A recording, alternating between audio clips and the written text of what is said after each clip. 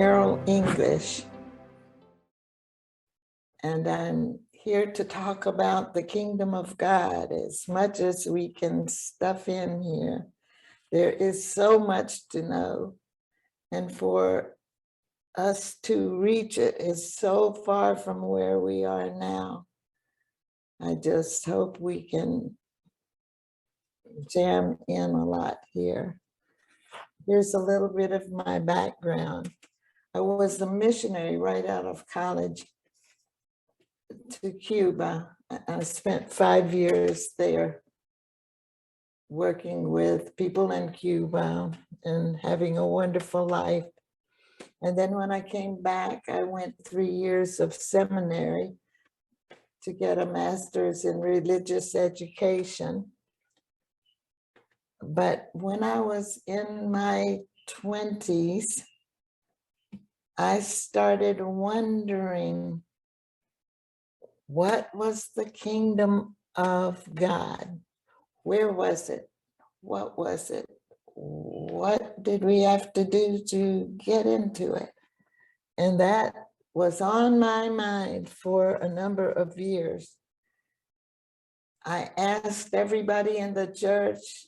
Nobody could tell me anything about it. I've never heard a sermon on the kingdom of God in church. But that's because people don't know the truth about it.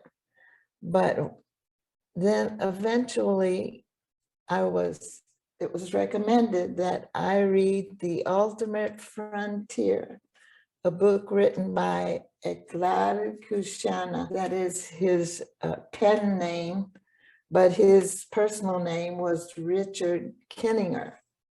He grew up in Chicago. He was born and reared in Chicago.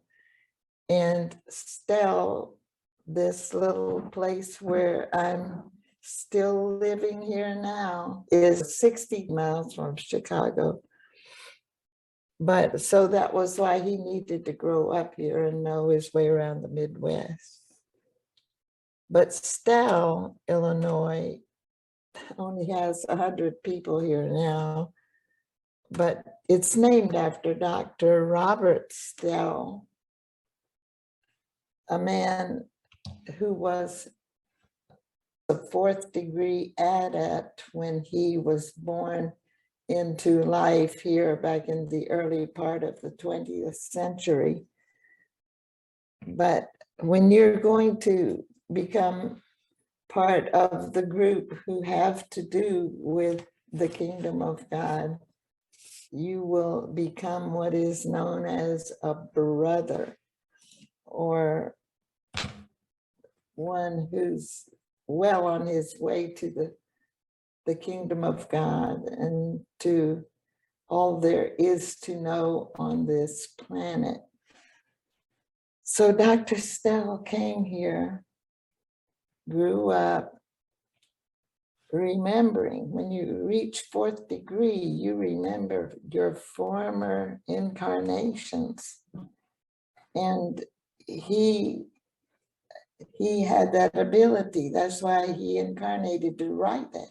It was such an important thing in the whole picture of the kingdom of God that his writing the book that we were to read as our education to become ready for the kingdom of God, that is recorded in the Great Pyramid of Giza in Egypt.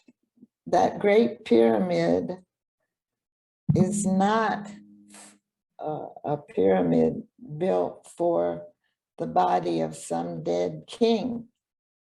It was built by the brotherhoods, or the people who are leading us in learning about the kingdom of God. The Pyramid of Giza was built 6,000 years ago, but it's not a tomb for a king. It is a time capsule.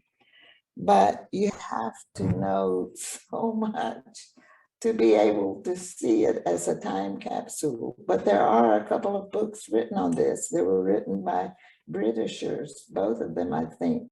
David Davidson was one. He was the first one, I believe, to write a book on that. And he obviously studied it. He measured the Great Pyramid in every direction, everything, seeing how everything related to everything.